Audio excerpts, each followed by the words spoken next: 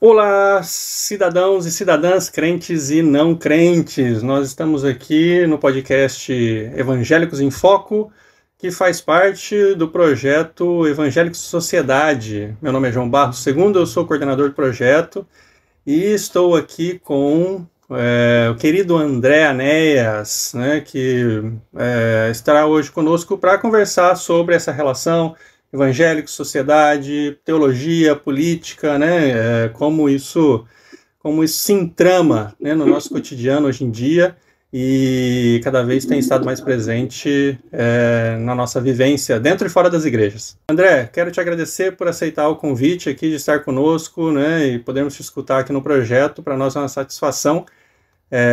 Se apresenta um pouco, por favor, né? Conta um pouco da tua trajetória, tua formação e teu foco de pesquisa hoje, por favor. Olá, João. Agradeço muitíssimo o convite. A alegria estar contigo aqui, com seus alunos, com aqueles que vão nos escutar aí posteriormente.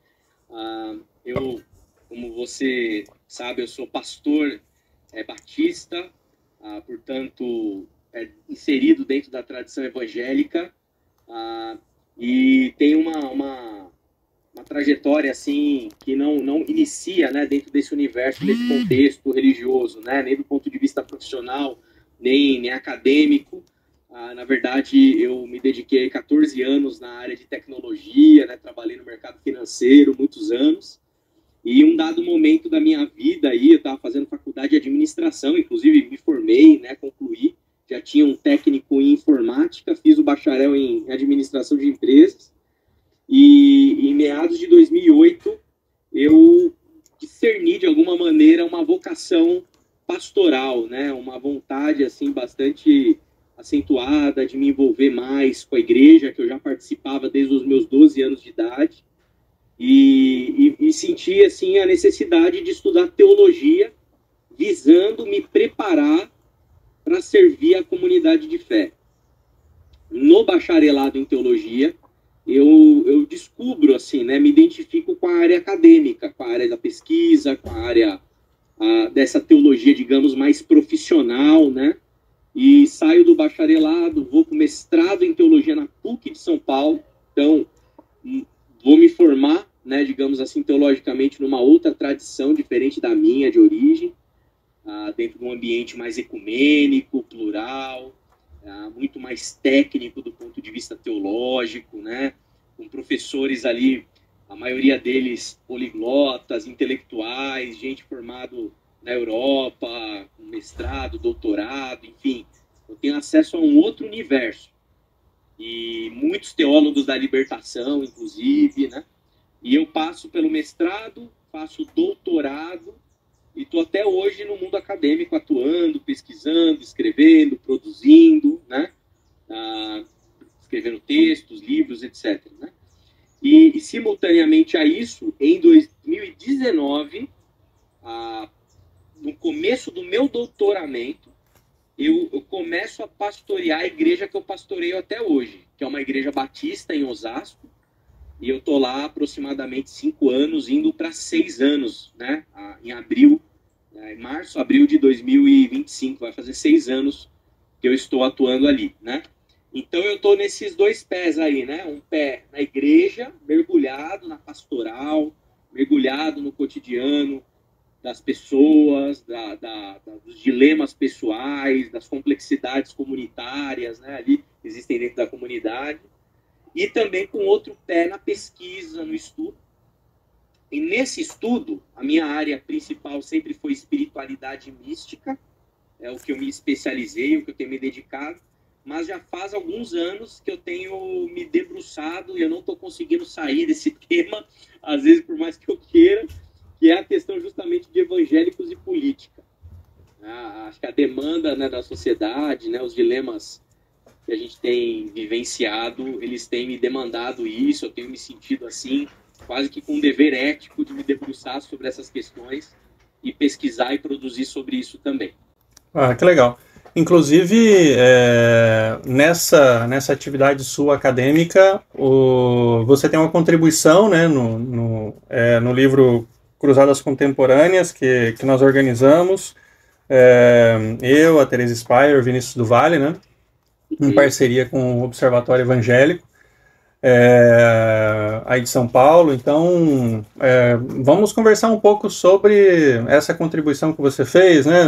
Você menciona ali raízes teológicas, né, que dão um certo direcionamento para a inserção de grande parte do público evangélico, seja na sociedade, seja na política, né? Então, relacionado ao Estado Democrático de Direito, né? Se puder dar uma palhinha, depois a gente desenrola aí esmiuçando alguns pontos. O que acontece, né? Então, imagina só, eu estou em 37 anos, né? E estou desde os 12 anos de idade inserido no meio evangélico. E principalmente depois do estudo mais profundo, mais técnico acadêmico, né? Eu pude ir percebendo a maneira de pensar do mundo evangélico, a maneira como esse evangélico ele pensa, como ele organiza o conhecimento dele, como ele acessa a verdade, né? Então tem toda uma questão que, pelo menos eu tenho discutido isso, é a minha tese, né, assim, sobre esse assunto, né? Eu acho que a raiz de todos os males dessa confusão, dessa encrenca, dessa relação complicada com a política, né, e a gente vai discutir isso mais com certeza, ela perpassa um elemento de base que é como esse evangélico ele pensa, como ele organiza o modo de pensar. Então é uma discussão que você sabe bem, uma questão epistemológica, né? Não quero ser muito técnico e chato aqui, mas é isso, é uma teoria do conhecimento. Bom, como que esse evangélico ele foi criado, ele foi ensinado a pensar? Existe um excesso, na minha opinião, de otimismo sobre a capacidade da razão do evangélico acessar o real. Então, a fé dele, da forma como ela é elaborada, a teologia, a linguagem religiosa, para mim, tudo isso daí é uma espécie de um elemento arquitetural, de um elemento de, como a gente diria, né, uma coisa meio, não é perfumaria, que é um pouco mais que isso, mas é quando você está fazendo a obra, aí chega na hora daquela parte que é o acabamento. A teologia é o acabamento. O que é o alicerce?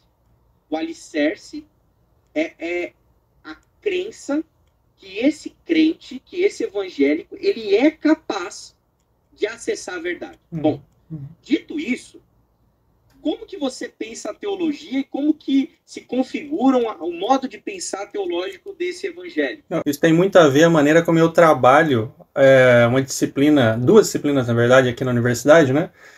Porque eu venho de uma matriz pós-moderna, né? Eu trabalho com Michel Foucault e tal, então pós-estruturalismo, essa coisa toda, né? E eu discuto muito isso, né? Usando as tuas palavras, né? O nosso otimismo, né? Como sujeitos de conhecimento, da gente acessar a verdade sobre o mundo. Ou seja, eu acho que nos cabe, não só dentro das igrejas, mas também de forma geral, né, quando a gente vai produzir conhecimento e disseminar conhecimento, fazer isso de uma maneira muito mais humilde, né? Assim, sem a crença moderna, porque é uma crença muito moderna isso, né? Muito iluminista, talvez, muito racionalista. Racionalismo puro, né? Ou seja, desde Descartes, Kant, né? Assim, enfim, essa coisa de a gente ter acesso à essência dos objetos e a partir daí produzir um discurso que representa a verdade sobre esse objeto. Né? Exatamente. Então, concordo em gênero, número e grau contigo. Eu sou dessa turma aí pós-moderna, pós-metafísica, é nesse lugar que eu acho que a gente encontra algo razoável. Né? A gente também não pode fazer um racionalismo às avessas, né? Claro! Mas é o possível. Exato. Né? Também não vamos para o outro lado que não existe, não vamos ficar igual o Pirro lá na Grécia Antiga, né? Só apontando o dedo assim, porque não é possível falar. Não, vamos falar, vamos encontrar razoabilidade, vamos encontrar consenso, mas quando o ponto de partida é esse, eu tenho o conhecimento, né, que exclui todos os outros e todas as outras verdades que estão aí, né, permeando a nossa vivência em sociedade. Quando a gente parte desse pressuposto, aí é um trem com alto risco de descarrilamento, né? Total. Só que o problema é o seguinte, né? Por que eu concordo perfeitamente com o seu raciocínio, eu acho que é isso mesmo. Só que o problema é que quando a gente pensa no mundo fora do círculo religioso, isso se torna, obviamente que pode se tornar violência, pode se tornar um problema, um trem descarrilhado, complexo, etc e tal, né? Mas muitas das vezes isso vira arrogância, né? Arrogância intelectual, né? Social, etc, etc, etc. Bom, o problema é que do ponto de vista do religioso que está no círculo da religião e da fé, e ele acredita que ele pode acessar a verdade, e isso tudo tem toda uma camada religiosa que não é qualquer verdade. Não é a verdade que a minha cognição foi capaz de discernir. É a verdade revelada de Deus, João. Quando você coloca o ingrediente do sagrado nessa história, aí, eu não sei, assim, para usar a sua metáfora, eu não sei se é um trem descarrilhado. Eu acho que, assim, são inúmeros trens descarrilhados, é todo um sistema descarrilhado.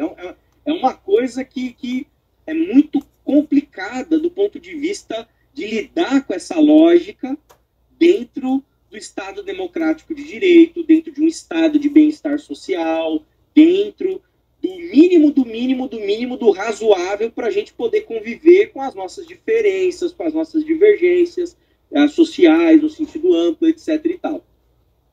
Então, para o evangélico, esse solo epistemológico rígido, eu chamaria assim, né? Ele produz uma convicção exacerbada de que ele tem acesso às verdades e verdades chanceladas por Deus. Logo, isso daí é a porta, é o pavimento de uma estrada para a intolerância. Beleza? Agora, quando a gente fica na intolerância do ponto de vista somente teológico, ali dentro de discussões estritamente religiosas da fé, isso é mais tranquilo, né? Não é tranquilo, é péssimo no meu ponto de vista como pastor, como teólogo, como cidadão, né? Eu já acho ruim, mas tudo bem. Eu acho que para mim a ordem dos decretos divinos na eternidade é X.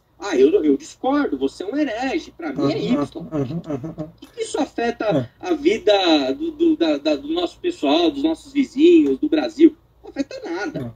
Irrelevante. Lógico que talvez afete também, tá? Sim. Coisa mais complexa. Mas, assim, grosseiramente não impacta a sociedade. Eu não sei se você vai concordar comigo. Talvez historicamente, considerando o crescimento da igreja no cenário brasileiro, a igreja pentecostal, talvez historicamente a igreja, esse contingente pentecostal, tenha sofrido com atitudes desse tipo por parte das igrejas mais históricas, né?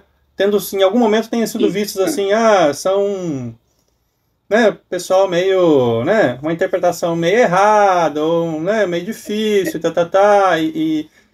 enfim. E a recíproca é verdadeira também.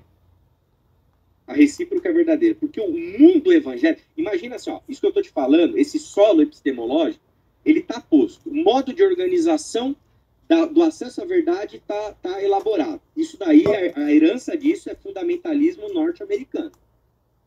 Fundamentalismo, tem nome o bicho, né? Isso daí, entre aspas, colonizou religiosamente o nosso país. Bom, independente se você é presbiteriano, se você é pentecostal, se você é assembleiano, se você é batista, não importa. Se o germe desse fundamentalismo afetou o seu sistema de pensamento, você vai achar que você está com a verdade. O presbiteriano vai olhar para a assembleia e vai falar assim, você é um herege, cara, porque você acha que tem segunda bênção, que tem falar em línguas, que não sei o quê, papapá. Isso aí não tem nada a ver. O importante é o Calvino, o importante é a fé reformada, é os 5 solas, é os 5 pontos do Calvino, etc., a confissão de Westminster, etc. e tal. Pelo fato do solo epistemológico ser equivalente, o assembleano vai falar, você é um sensacionista, você não crê no Espírito Santo, você não crê nos dons de línguas, você não crê nas manifestações espirituais, você é frio, etc. e tal. Então, essas tensões, elas são inúmeras, João. Elas são intermináveis. Não dá, a academia não conseguiria dar conta dada a pluralidade gigantesca de lógicazinhas teológicas que estão inseridas nas mais diversas denominações evangélicas brasileiras. E todas elas acreditam que estão com a verdade. E a prova, na minha opinião, a prova de que isso é uma constatação verídica, o volume de denominações. O volume, a quantidade de tipos de igreja, de placas, de denominações evangélicas que existem, não é resultado da liberdade de pensamento protestante. Não é. É justamente porque a lógica é rígida, o sistema epistemológico é rígido, que você cria o ambiente para os cismas. Eu não consigo conviver com você que pensa diferente de mim. Logo, eu me afasto de você, eu rompo e crio outra vertente. Então, assim, a base, ela é intolerante. Qual que é o problema dessa história toda, que daí a gente chega na questão da política, que a gente trabalhou bastante no livro? É que a gente está diante de um tempo em que você tem uma capilaridade gigantesca dos evangélicos, um volume gigantesco. Eles estão em ascensão, ou já atingiu um platô e está diminuindo, a gente não vai saber, porque o IBGE demorou muito para fazer a outra pesquisa, mas independente disso, é um volume enorme, e o mundo político conseguiu discernir as senhas teológicas para conversar com o povo. Então, eles sabem acessar o moralismo cristão evangélico fundamentalista. Eles sabem acessar a linguagem escatológica, teológica e bíblica. E quando eles fazem esse acesso e dizem assim, olha, nós estamos nos protegendo dos nossos inimigos.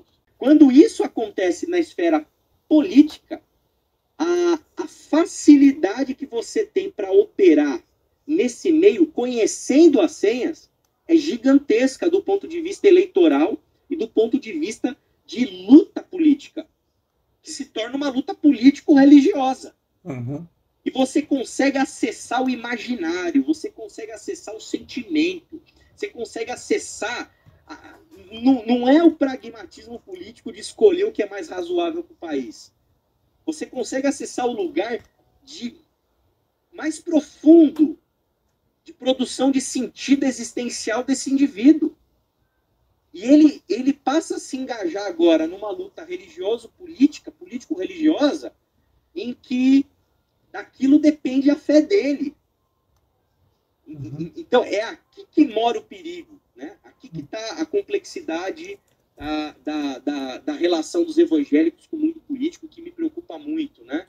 Porque eles partem para o debate público baseados num sistema epistemológico rígido, com uma linguagem religiosa capturada pelo mundo político, e eles vão para o embate político em nome de Deus, em nome da fé. Percebe? Então não é um ambiente de democracia, de divergências, lógico, de embates, né? Mas é um embate que, assim, é gente que está dentro de uma lógica pronto para se martirizar em nome daquilo que está lutando. E isso você menciona, né, isso que você menciona, assim, se não sabemos se continua crescendo, chegou num platô já, né, em relação à fé evangélica no país, é importante mencionar que ela alcançou diferentes estratos da nossa sociedade, né? Ela não está limitada a uma camada X, Y, né? Ela está permeando o tecido social, né? E isso proporciona que o discurso teológico predominante, né, que é esse que você menciona aqui no teu capítulo, que se você assinala, né, principalmente a teologia do domínio, né, a linguagem desse discurso religioso também esteja presente em boa parcela da sociedade brasileira, né? Mesmo que não seja a pessoa que está na igreja, mas aquelas pessoas com quem ela tem contato, né, de alguma maneira também acabam tendo sendo respingadas, né, enfim, né, começam a escutar termos, começam a escutar essas chaves discursivas, essas senhas que você está mencionando, né, e isso da maneira que foi capturada da maneira que parcela do mundo político, né, se aproximou de uma maneira muito competente. Tem que deixar claro aqui que o pessoal É impressionante como eles dialogam com esse público, né? Adentrou o ambiente litúrgico. O voto de cabresto, ele é decisivo nas eleições. A força que um pastor tem no púlpito dele, indicando um político, isso é de uma potência enorme. Não à toa, se a gente perceber, né, até os movimentos políticos atuais, até mesmo do ambiente progressista, do atual governo Lula, a gente consegue notar, João, que o próprio Lula, ele busca fazer acenos para esse extrato social, ele busca uma tentativa de mudança de linguagem bizarra, no meu ponto de vista, feia, cafona, que é uma forçação, mas ele tenta, ele se vê pressionado pelo lobby político dos religiosos. Então tá todo mundo submetido, a classe política tá submissa a essa engrenagem, porque ela é forte, porque ela é muito bem feita, ela é muito bem estruturada, ela tem uma força de obtenção de voto, que é o bem principal do ambiente democrático, né, gigantesca. Só que o principal, né, ela tem, existem, eu coloquei, acho que no texto, né, eu devo ter colocado alguma expressão do tipo, né, existem ovos de serpente nesse solo, que eles se chocaram, porque, assim, nos últimos tempos a gente está diante, não é de um político competente, simplesmente, está diante de um fascismo, de uma extrema-direita, de uma tentativa de golpe de Estado, como a gente está observando aí em tudo que está sendo das 900 páginas da Polícia Federal. E quem que é uma das, né, a culpa obviamente não é dos evangélicos, de tudo, né, obviamente não, eu não quero cair nessa generalização, mas o mainstream evangélico, ele é parte estratégica desse extremismo político nacional.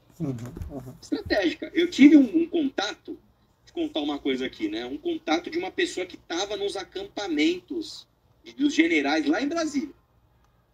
E a pessoa começou a falar comigo e ela não caiu a ficha dela que eu era pesquisador, né? Achou que eu era só um interessado. Eu comecei a perguntar, né? Para satisfazer minha curiosidade acadêmica, né? Eu perguntei, tem evangélico aí? A resposta foi, André, culto todo dia aqui, inúmeros cultos. Todos os dias. Todos os dias. E o pessoal tá armado? Todo mundo armado. Então assim, né? Armas e culto e aquele alvoroço, né? E papos do tipo que o Lula não vai subir a rampa, que o Lula não vai subir a rampa. Coisas que eu lembro dessas conversas e eu vejo hoje os relatórios, as conversas do WhatsApp, do que estava sendo articulado, eu falo, gente, os caras usaram o povo e dentro do povo um grupo significativo de evangélicos como bucha de canhão de um processo de ruptura institucional. Isso é lamentável. E aí, quando eu vou para a igreja, porque a igreja que eu pastorei, obviamente, ela está inserida nesse contexto midiático e por influência midiática da potência de mídia que os evangélicos têm no Brasil. Né? Então, eles não escutam só o André de domingo. Tem segunda, terça, quarta, quinta, sexta e sábado. O cara está escutando tudo. E, obviamente, que o algoritmo joga para eles, né, gente que tem milhões de views. Pastores que estão dentro desse jogo político também. E os discursos que se apresentaram, né, e no texto eu trabalhei muito a questão da pandemia, por exemplo, né, são assustadores, são discursos alinhados com o discurso político da extrema-direita brasileira. Então, teve membros da igreja que saíram da igreja, por quê? Porque eu não abri a igreja. Porque queria que a igreja abrisse na pandemia. É uma questão de bom senso, né? Poxa, eu sentindo o peso da responsabilidade de cuidar de uma comunidade de 200 pessoas numa crise sanitária que eu não fui preparado para lidar, que ninguém foi. Meu primeiro lugar que eu estou pastoreando uma igreja, minha primeira experiência, após o meu primeiro ano. Imagina só, João. Então, o meu objetivo inicial, o que era? Gente, como que eu vou ser racional? Como que eu vou ter bom senso? Como que eu vou botar minha cabeça no travesseiro e dormir? Ponto. Como que eu faço para ser isso? Né? Então, vamos sentar, vamos ouvir as pesquisas, vamos tentar entender o que está acontecendo, vamos tentar encontrar os caminhos. E é isso. Aí tem uma descrição que eu coloquei no texto lá, de uma pessoa que já não faz parte da comunidade. A pessoa falava coisas do tipo: vocês são covardes. Se eu tiver que ir para a rua morrer de Covid para pregar Jesus, eu prefiro morrer. Olha o nível do fanatismo, o nível da irracionalidade. Gente dizendo, né, que é tudo culpa dos chineses, esse vírus não existe. Falei, gente, calma. A gente dizendo assim, estão inflando as estatísticas nos hospitais para poder inflar, para poder falar que é tal, não sei o que. Eu falei, irmão, tem gente na igreja que é da área médica, da área hospitalar, tem gente que está com depressão, de tanto que está trabalhando por nós. Onde você viu isso? No Zap. Então, essa engrenagem toda sofisticada da extrema-direita, que se intensificou, né, nesses processos aí, conforme o 8 de janeiro foi avançando, elas estão operando dentro do imaginário religioso dos evangélicos. Elas conseguiram acessar esse mundo. Eles conhecem as senhas, as falas, a linguagem, e conseguem chegar no coração do povo. E é um trabalho, assim, exaustivo, né, difícil, como pastor, não querer levar... Eu não quero... Para mim, tanto faz se o meu membro é de esquerda, de direita, de centro, ou não é nada. Eu não quero fazer uma igreja progressista e não quero fazer uma igreja de direita. Eu quero ter uma igreja, ponto. Né? E cada um vote em quem quiser. Mas a coisa se tornou tão robusta que falar de vacina no púlpito se tornou um sinal já de esquerdismo na linguagem e no imaginário da galera. Então, é muito, muito, muito louco, assim, muito perigoso, né, o que a gente está experimentando. Né? Então, eu tenho uma leitura, novamente, né, eu não quero generalizar, tem muita coisa boa, né, eu sou pastor evangélico, estou no meio evangélico, eu sei das coisas boas que existem, do ponto de vista sociológico, assim, que a gente pode valorizar e tem que exaltar, tem que enaltecer.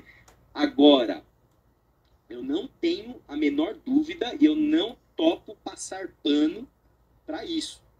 Porque existe um modo de pensamento que, quando encontra a oportunidade política extremada, violenta, e que consegue se cooptar esse mundo religioso e vice-versa, quando esses planetas se alinham e há essa oportunidade, sinal de perigo. Uhum.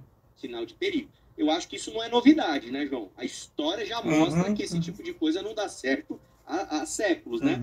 Eu acho que a própria reforma protestante, em vários sentidos, contribuiu com o processo de secularização e da modernidade, estabelecendo mecanismos, né, sociais para evitar o quê? O fanatismo. O Estado matar quem crê de uma determinada maneira e quem crê matar o outro que crê de uma determinada maneira. Né? Então, o Estado democrático de direito, o Estado moderno, ele é resultado das guerras religiosas europeias. Então, quando eu vejo isso acontecendo e eu olho para a história, eu falo, gente, tem alguma coisa perigosa acontecendo aqui que não pode ser menosprezada. Uhum. Não, e nessa pegada, André, até aproveitando a tua vivência como pastor, né? Se você puder compartilhar e da melhor forma que você julgar que isso possa ser feito, né? Como é que você tem recebido algumas reações assim de pessoas do meio, né, evangélico sobre essas últimas revelações que a gente está tendo aí em relação à investigação sobre o golpe e tal? Como é que está sendo isso na tua esfera aí de convívio? Silêncio visceral. E eu vou te explicar a minha tese também sobre o silêncio. Porque eu fiz uma pesquisa de campo, eu tenho um grupo de pesquisa que trabalha esse assunto, e a gente fez uma pesquisa para entender o 8 de janeiro. O que você acha do 8 de janeiro? E a gente colocou propôs respostas assim, no nosso formulário, né, de pesquisa, e a maioria das respostas vieram de comunidades batistas, né, que é muito o meu universo, e eu estava tentando investigar o que eles estavam sentindo em relação ao que aconteceu. E a gente incluiu também a questão do genocídio Yanomami. Lembra da época? Lembro. Foi mais ou menos no mesmo período. Uhum. Né? Então, assim, o que você está sentindo em relação a isso? Você está com raiva? Você acha que devia ter tido um golpe de Estado, né, com os militares? Você não quer tocar no assunto? Você não quer falar sobre? Você acha um absurdo? O que você acha? Tem um texto livre aqui, escreve o que você quiser. Tal, não sei o quê. O nível de desconforto que nós pudemos mensurar sobre o assunto em si, elevadíssimo. Elevadíssimo.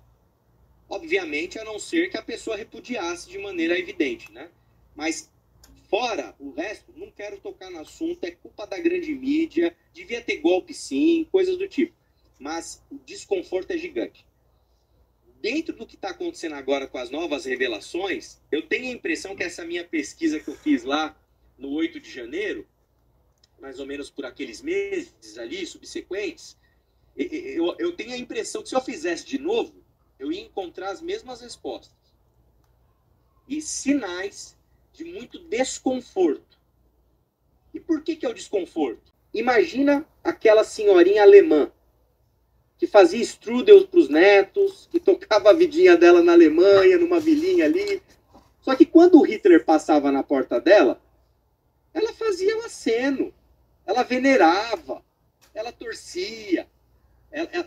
Ela era preconceituosa, ela não gostava de judeu mesmo, e ela se identificava com aquele discurso, mas no Natal ela estava com os netinhos. Ela não pega em armas. Ela não faz, mas ela apoia. Imagina para uma senhora dessa, ou para pessoas como essa, da sociedade civil normais, pessoas que não estão envolvidas com a política propriamente dita profissional, e descobrem o Holocausto. Eu gostaria de fazer uma investigação um pouquinho mais sobre isso. Não é minha área, né? Mas eu suspeito que há um constrangimento, há uma necessidade de um silenciamento, há uma incapacidade de lidar com aquilo gigantesca, visceral, uma coisa que vai para a alma, assim, que acho que só a psicanálise para ajudar a gente a dar conta desse tipo de sentimento. De alguma maneira, guardadas as devidas proporções, eu acho que é isso que se passa. Então, é um monte de gente que, a rigor, está vivendo a vida, é gente trabalhadora, é gente de bem, é gente que está conduzindo, tal, mas apoiou coisas que a gente está descobrindo que tinha tentativa de assassinato, tinha tentativa de romper o Estado democrático, de fazer a gente retornar para a ditadura. Um nível de Game of Thrones, de golpe dentro do próprio golpe, coisas assim, complicadíssimas. Então, a dificuldade que é, e aí, você apoiou, você falou que era de Deus, e agora? A pessoa não quer tocar nesse assunto. Então, do ponto de vista pastoral, eu tento trabalhar em relação a isso com muita cautela. Porque também eu não posso não é o meu papel ser o provocador de nada, não quero instigar nada.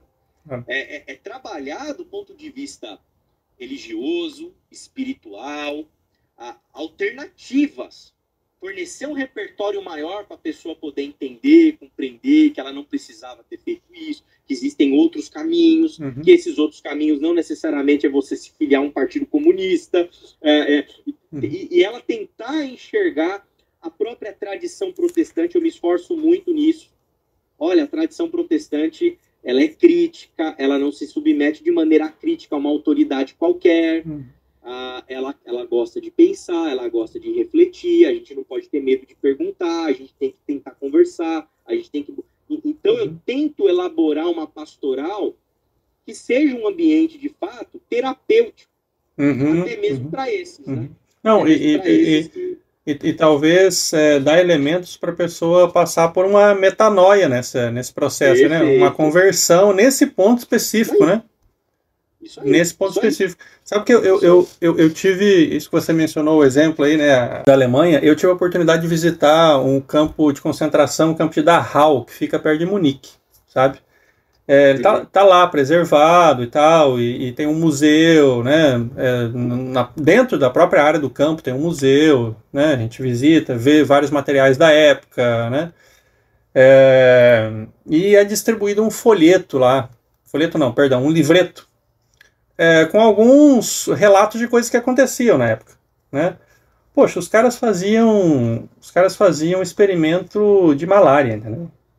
Na população interna do campo, né? Então, assim, eu entendo o que você está falando. Quando uma pessoa de fora, que não tem envolvimento, aquela senhora, aquela vozinha, né? Aquele vozinho que no Natal tá abraçado com a família e tal. E aí fica sabendo um negócio desse, sabe? Assim, deve ser, né? E ter apoiado sem saber, sabe? Assim, deve ser uma situação muito difícil, né? É um furacão existencial, né, emocional, que é difícil de avaliar isso, né, João? Até do ponto de vista acadêmico, conseguir acessar isso aí. E aí a gente entra na questão das as lideranças, né? Você mencionou o mainstream, aí, a difusão da cultura de direitos humanos na nossa sociedade, que já é tão precária, né? Historicamente já é tão precária. Como é que você vê isso, né? Caminhos para isso, enfim. Olha, é muito difícil, viu? Eu confesso para você que assim, eu não sou dos mais otimistas. Assim, né? Eu tento dar uma pequena e singela contribuição, né? E como eu aprendi muito com um autor que eu gosto muito, que é o Rubem Alves, né?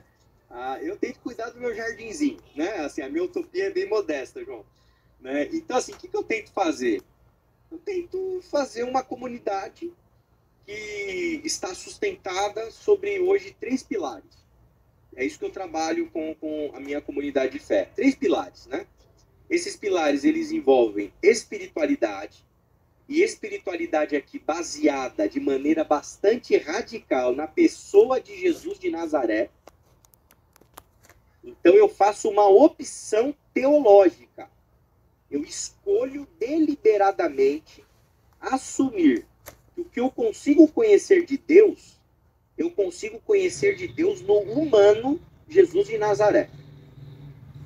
Então, espiritualidade para mim, aquilo que eu trabalho com a minha comunidade, não é uma espiritualidade de acento metafísico. É uma espiritualidade humanista. Eu não tenho medo de falar isso. É um cristianismo humanista. Por que humanista? E por que cristianismo humanista? Porque Deus se fez humano. Humano. Então, a humanidade de Deus, na pessoa de Jesus, é chave determinante para eu entender que tipo de espiritualidade eu tenho que viver.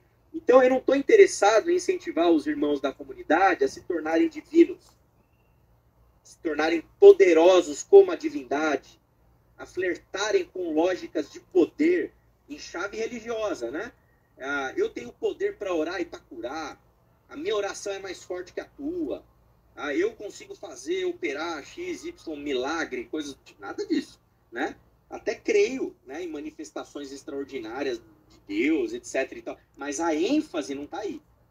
Você é humilde, você é paciente, você ama o próximo, você é bondoso. Ponto. Tá ótimo. Na medida em que você tem isso, você é um bom discípulo de Jesus, né? E mais, né? Eu incluiria um outro elemento aqui, né? Cotidiano. A espiritualidade e a fé cristã, no meu ponto de vista, ela ajuda a gente a colocar um óculos que a gente é capaz de discernir a transcendência na imanência. Então, o que eu espero quando eu prego no púlpito de domingo? Eu não espero que o cara... agora eu quero morar na igreja, pastor, de domingo a domingo. Isso para mim seria um fracasso. O que eu quero é que ele pegue o filho dele e vá assistir o Tricolor no Morumbi ganhar um jogo. E que ele perceba que Deus está lá. No tempo que ele tem com o filho, no tempo que ele tem, sabe, de divertimento, de lazer. Uma espiritualidade que ajude o ser humano a passar pelas tristezas, pelos lutos, pelas frustrações, decepções da vida, que a vida também tem disso. Ajude a ele a ter uma ética na vida profissional, a ter lealdade no matrimônio que ele tem, a não objetificar o outro humano, e assim por diante. Bom, isso para mim é fundamental, espiritualidade. Segundo ponto, reflexão. É o segundo pilar. João, igreja, eu falo para a igreja, a gente não pode ter medo de estudar. Eu não consigo admitir, João, vou te explicar isso, ó. Porque eu tô nesses dois pés, né? Uhum. Então, eu não consigo. Para mim é inadmissível eu achar que eu tô lá na academia estudando Paul Ricoeur, tô estudando lá o Paul Tillich, tô estudando Dietrich Bonhoeffer, tô estudando Foucault, sei lá o que eu tô estudando. Eu não consigo admitir que aquilo é bom, é importante, me ajuda, mas não ajuda o povo de Deus, não ajuda a minha comunidade de fé. Ah, mas André, você tem que entender que o povo não é acadêmico. Tudo bem, é óbvio que eu não vou chegar e dar artigo científico para o pessoal ler, né? Agora, meu Deus, subestimar a inteligência das pessoas, hipótese nenhuma. E eu tenho experimentado, e é isso que me faz ter força nessa caminhada, pessoas que eu achava que seriam assim as mais improváveis de passarem por essa metanoia que você falou, né? Elas terem a vida virada assim, ó, de ponta cabeça. Nesses 5 anos, caminhando, enfim, caminhando comigo ali como pastor, tentando passar conteúdos diferentes, enxergar as coisas por outra ótica, ampliando o repertório, etc. e tal. Eu sempre brincava, né, e falava assim, eu acho que uma velhinha de 90 anos não abre um espacate. Eu sempre tinha essa coisa na minha cabeça. Olha, tem umas 2, 3 que abriram. Não abriram. É gente que eu tô assim, ela vai pra sala de aula comigo, eu falo de ecumenismo, eu falo de pluralismo religioso, eu falo de perspectivas sobre salvação diferentes do convencional, enfim, a pessoa, ela consegue discernir, ela consegue compreender, ela consegue abrir o horizonte dela de pensamento, etc. e tal. E aí eu chego no terceiro pilar, imitação. Imitação. É inadmissível que, como discípulos de Jesus de Nazaré, a gente tenha como testemunho apenas o nosso discurso. Ou seja, uma fé racionalista. Uhum. Inadmissível. Portanto, cabe-nos, como comunidade de fé, se nós quisermos testemunhar Jesus para a sociedade, imitá-lo. Essa imitação, ela passa pelo quê? Ela passa pelo envolvimento da igreja com a sociedade. E é para além do assistencialismo. Não é entregar pão para morador de situação de rua de domingo. É conversar com o morador em situação de rua, olhar no olho dele. É perguntar o nome, sentar e ouvir aquela história. É analisar como a gente consegue ajudá-lo. É dinheiro? Vamos dar dinheiro. É uma clínica para reabilitar ele porque ele está viciado? Vamos atrás da clínica, vamos levar ele até a clínica. É talvez bater na porta da prefeitura do nosso município e mandar uma carta para eles dizendo o seguinte: olha, vocês estão destruindo propriedades para construir uma via, tratem de garantir os direitos constitucionais dessas pessoas, que elas têm direito à moradia. Paguem para elas tudo que elas merecem receber. Ou seja, é a praxis, é um envolvimento político, consciente, de que o reino de Deus é um reino de justiça. Então eu não posso olhar a injustiça e não fazer nada. Eu não posso olhar o ser humano que eu acredito e digo que Deus é criador do ser humano, e que tem uma imago Dei, tem uma imagem de Deus impressa em todos e todas. Eu não posso admitir que a dignidade humana seja ferida e eu não faça nada. Eu me cale como igreja. Ou seja, é ocupar de fato o lugar profético. E, para tanto, eu não posso estar vendido para nenhum espectro político. Nenhum. Porque eu tenho que ser como a gente aprende, né, inclusive com Martin Luther King, né, uma voz de consciência para o Estado. Então, imitar. Então, eu falo para a igreja, eu falo assim de púlpito mesmo, domingo, qualquer domingo, assim, às vezes me dá na telha e eu falo, gente, nós cuidamos dos pobres. Nós estamos preocupados com os empobrecidos. Se você acha que isso é coisa de esquerda, você está errado. Isso é coisa de cristão, isso é coisa de discípulo de Jesus. É coisa de quem lê o texto bíblico. Então, trate de cuidar dos empobrecidos, de se comprometer com essas causas, que são as nossas causas. São as causas do reino, são as causas de Jesus, né? Então, eu acredito que com essa plataforma, entre aspas, que eu tentei inventar aqui ao longo da minha caminhada, espiritualidade, que é um aspecto existencial, profundo aqui, reflexão, um aspecto intelectual, e a imitação, que é um aspecto político, a gente tem uma tríade que a gente consegue ajudar o povo evangélico à luz da sua própria tradição. E eu estou falando de Bíblia, Antigo e Novo Testamento, eu estou falando da tradição protestante, eu estou falando de teólogos e teólogas fabulosos que a gente tem. A gente consegue encontrar caminhos para fazer, para produzir um tipo de lógica, um tipo de sentido, acessar esse imaginário de modo saudável, de modo, sabe, razoável, equilibrado, né? Para a gente poder fazer uma sociedade justa, uma sociedade diversa, uma sociedade fraterna e assim por diante. Uhum. Você sabe que quando você mencionou Imago Dei, eu fui transportado para uma situação. Uma vez eu estava ajudando uma pessoa a distribuir café da manhã para moradores de rua, né? E essa pessoa já conhecia, já tinha experiência, já conhecia assim os lugares onde encontrar algumas pessoas e tal, né?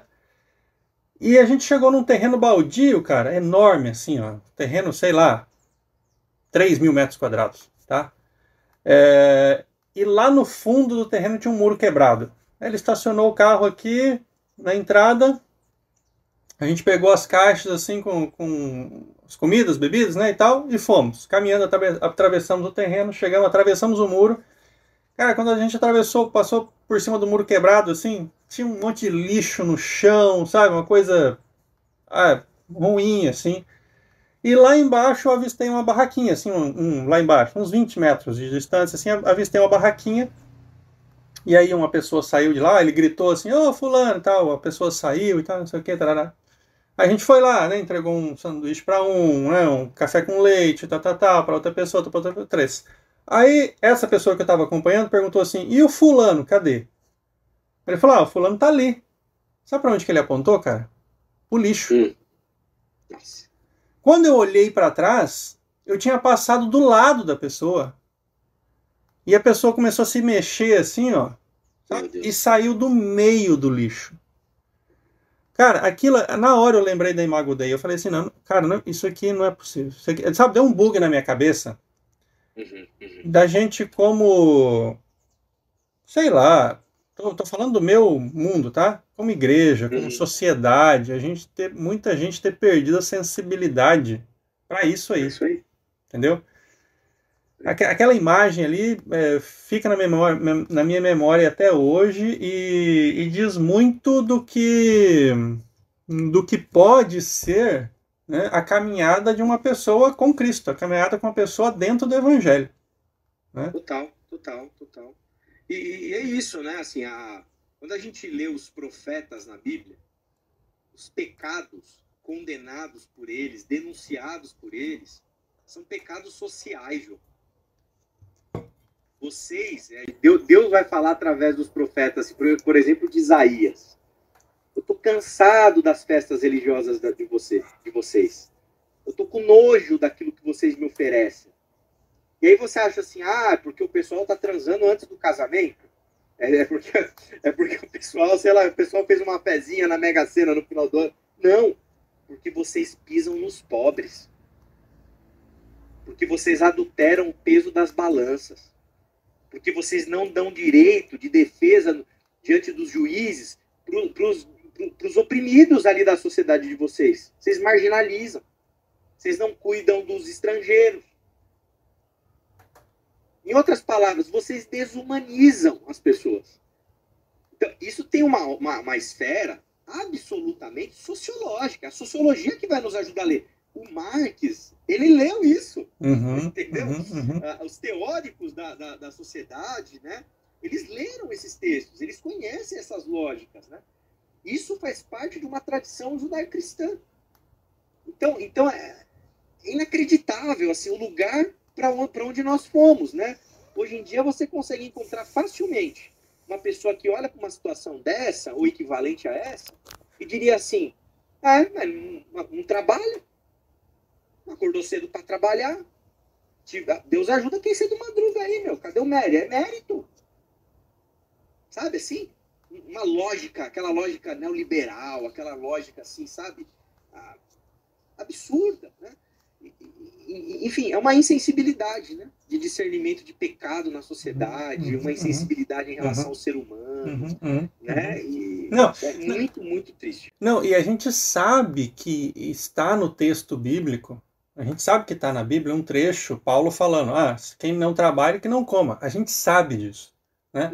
Mas quando isso é levado para uma escala massiva, a gente tem contingentes populacionais que não têm acesso à alimentação diária. Não, mas peraí. Claro. Não, peraí. Então, a gente não está falando de um indivíduo, de um fulano, beltrano e ciclano. A gente está falando de um contingente enorme de pessoas. Né? Sim. E aí você toca num ponto que é o seguinte. E eu falaria desse jeito que eu vou falar mesmo aqui, né? A maneira de leitura do texto bíblico, do fundamentalismo religioso, cristão, evangélico, é uma leitura tão burra, sabe? Tão infantil, tão incompetente do ponto de vista técnico, né? Que a pessoa é isso. Ela lê o texto, ela pega a literalidade do texto e transporta aquilo para uma realidade, joga lá, porque é tudo palavra de Deus mesmo, então qualquer coisa que está escrita é de Deus. É de uma ingenuidade, é de um despreparo dos ministros e ministras religiosos. A gente está vivendo um problema gravíssimo do ponto de vista teológico. O cara se prepara no seminário para se tornar pastor, o cara não consegue entender tecnicamente o que é teologia, como que ela deve funcionar, como que ela opera. E ele é um ingênuo que vai para uma comunidade de ingênuos e as loucuras são inúmeras. Um texto como esse que você cita, né? Poxa, é óbvio que Paulo está falando para uma comunidade que está bem pertinho de Jesus. Jesus não está mais lá, ele está todo mundo esperando Jesus voltar. E o cara não é que ele deixa de trabalhar porque ele é vagabundo, ele deixa de trabalhar porque ele quer esperar Jesus voltar. E Paulo precisa dar uma resposta para ele, falar, cara, calma aí, meu amigo. Não é porque a gente tem essa esperança que você vai jogar para cima tudo.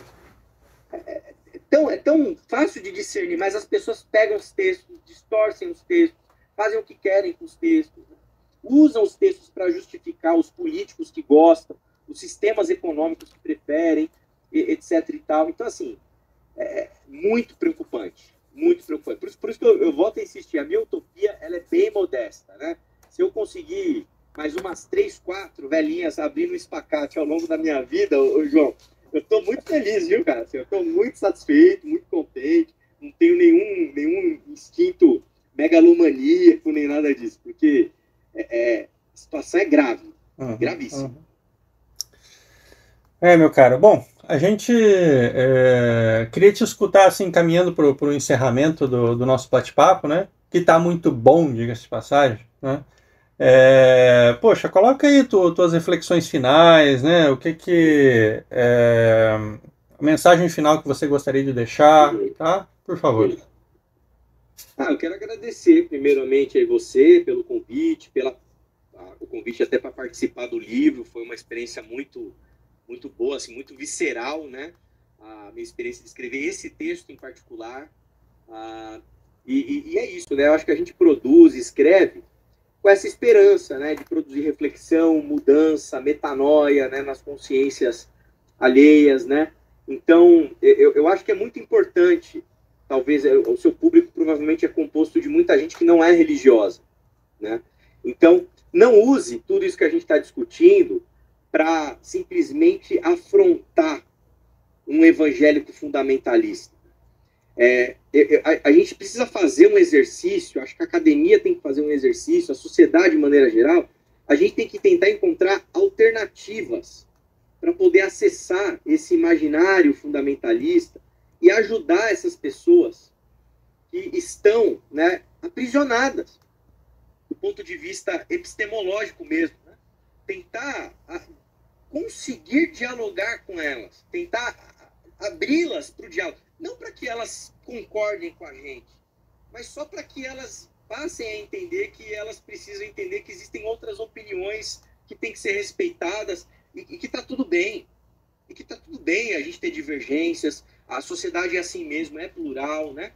Então, se eu fosse dar um recado, acho que seria esse, né?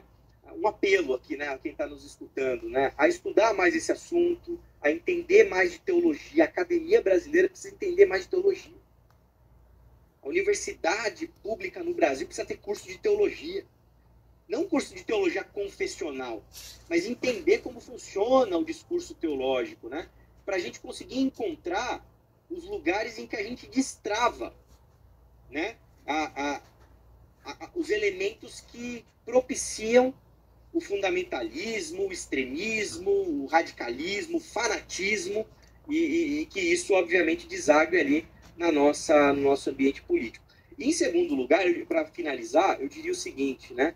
Que nós devemos nos manter vigilantes em relação à nossa democracia. Está mais do que claro que a gente não pode relativizar os ataques que o nosso sistema democrático está sofrendo. E eu não digo isso no sentido de idolatrar a democracia como se ela fosse um ente metafísico vindo do céu. É a melhor coisa que a gente tem, né? Então a gente precisa cuidar dela, zelar por ela, né? Então eu faço esse apelo, né, aos religiosos, aos não religiosos e principalmente aos estudantes do mundo evangélico, porque tem muito passador de pano para evangélico que relativiza o dano que essas lógicas podem gerar do ponto de vista político no nosso país. Então, eu acho que não é o caminho relativizar. A gente não pode também, obviamente, ser preconceituoso com os evangélicos. Não é isso que eu estou advogando. Mas a gente tem que encontrar uma linha de equilíbrio para conseguir fazer uma análise séria, contundente, profunda, que encontre a beleza do movimento, mas encontre também os riscos vinculados a essa conjuntura histórica que a gente corre, né? Então eu faria esse apelo também aí a todos que estão nos escutando e agradeço mais uma vez, João, o convite, é uma alegria bater esse papo contigo. Poxa, a gente que agradece, André, para o nosso público aqui, para as pessoas que vão escutar, com certeza vai ser um conteúdo enriquecedor, né? Então, deixo aqui os nossos agradecimentos como equipe do projeto, né? E para você que está nos escutando, fique atento às redes sociais, Instagram, no Spotify, lá também os nossos episódios, né? E a nossa página na internet. Mais uma vez, obrigado a todos e a todas, obrigado, André, e até a próxima.